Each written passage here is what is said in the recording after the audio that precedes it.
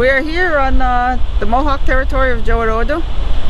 Behind us is the Doncaster River, part of it, which in the summertime, this place is full of swimmers. People picnic here, the kids swim, they fish, they float down on rafts, tubes. Takes them 2 hours to get up to the second bridge, depending on the water level. The water is pristine. Our policy is no motorized vehicles whatsoever is allowed in the water.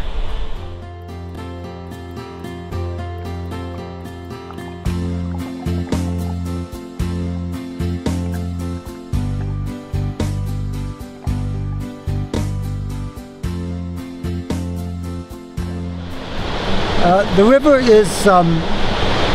goes through 3 townships.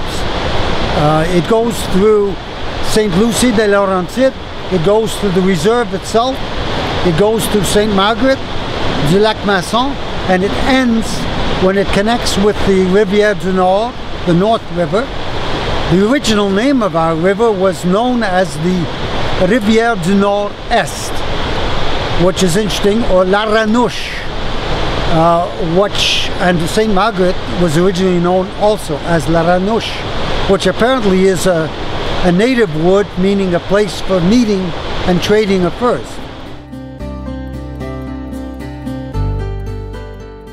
This past summer we had the opportunity and the privilege to be approached by the Doncaster River Association for their concern about keeping the Doncaster River pristine, and we were gladly joined forces with them.